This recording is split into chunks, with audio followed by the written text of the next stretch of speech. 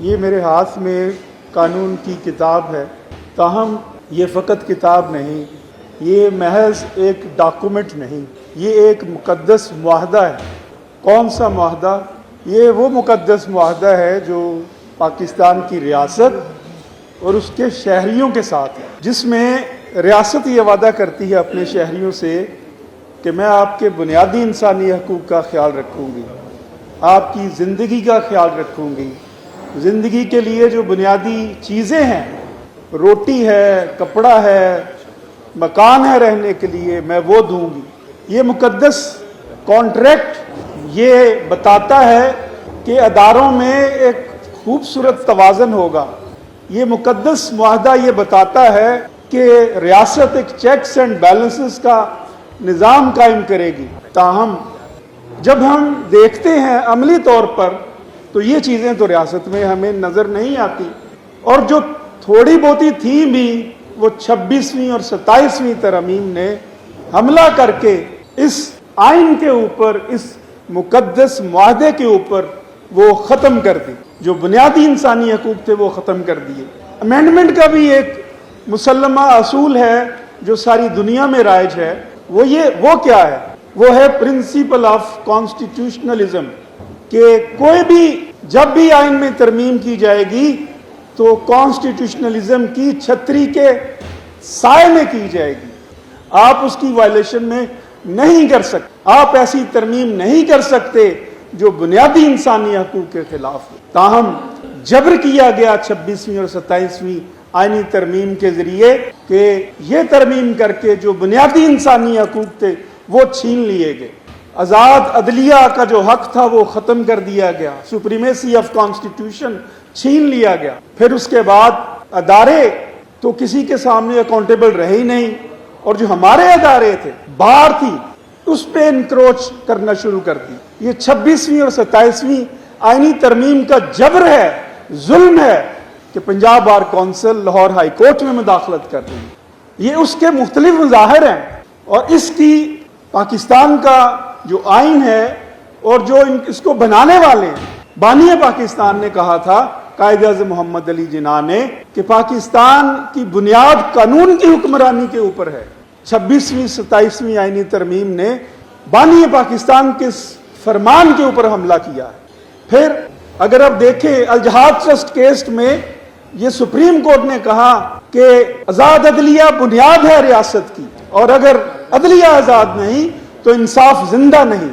Sindh high court bar ایسوسی ایشن کے کیس میں بھی یہی کہا گیا کہ پاکستان کی بنیاد آئین کی سپریمیسی کے اوپر ہے۔ پھر اگر آپ قرآن مجید فرمان علی شان کو دیکھیں، اللہ پاک فرماتا ہے ان اللہ یامر بالعدل والاحسان، بلا شبہ اللہ پسند کرتا ہے انصاف کو اور بھلائی کو۔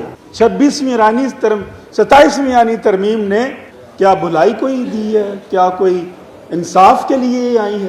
نہیں، the answer is no۔ اس کا مطلب یہ ہے کہ یہ قرآنی حکم کی بھی خلاف ورزی ہے۔ Do these amendments، یہ کوشچن ذرا سامنے رکھیں، اگر do these amendments protect the human rights, the basic rights in the constitution? The answer is no۔ Do these amendments uphold the principle of constitutionality? The answer is no۔ نہیں ہے یہ۔ آج اس بات پہ میں اپنی بات کو ختم کر کے اجازت چاہوں گا کہ جہاں پہ ہم کھڑے ہیں، جو عالمی حالات ہیں، عالمی پریشر ریاستوں کے اندر مداخلت کر رہا ہے۔ ایران کی مثال ہمارے سامنے ہے، مڈل ایسٹ کی مثال ہمارے سامنے ہے۔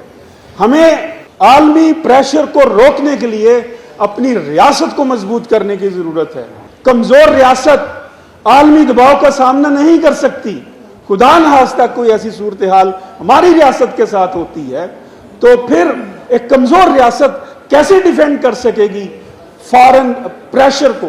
ضرورت ہے کمزور ریاست کو طاقتور کیا جائے، اور طاقتور ریاست فقط اور فقط سپریمیسی آف کانسٹیٹیوشن سے ہو سکتی ہے، رول آف لا سے ہو سکتی ہے، اور انڈیپینڈنس آف جوڈیشری سے ہو سکتی ہے۔ اللہ رب العزت سے دعا ہے تو ہم وکلا کمیونٹی کو ان پرنسپلز کے لیے کھڑا ہونے کی توفیق عطا فرمائے۔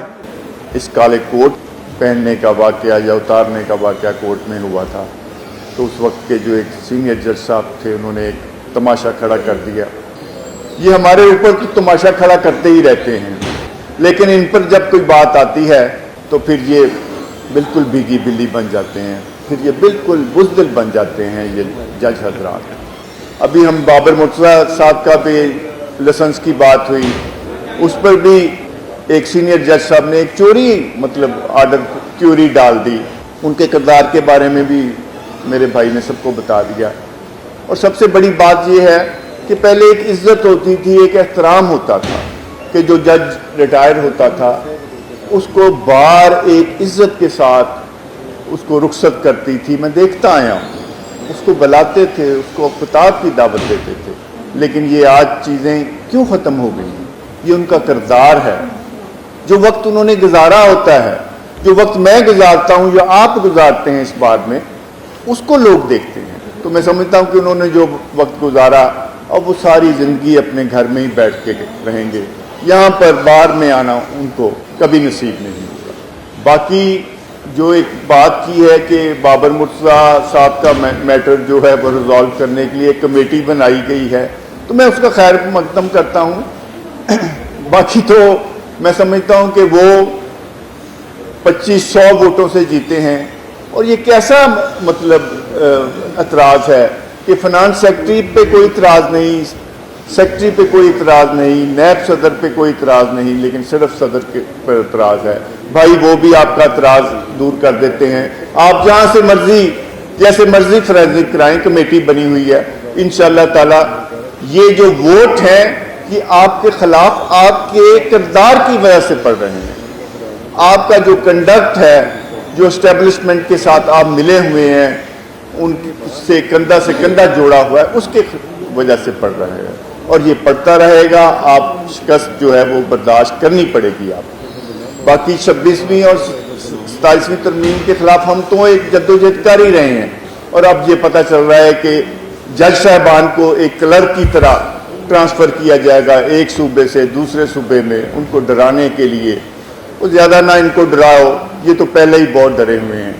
हम तो इनके साथ हैं, हमेशा कोशिश करते रहे हैं, क्योंकि हम पाकिस्तान की बका के साथ हैं, पाकिस्तान की अवाम के साथ हैं और ये हमारी जद्दोजहद जो है हमेशा चलती रहेगी।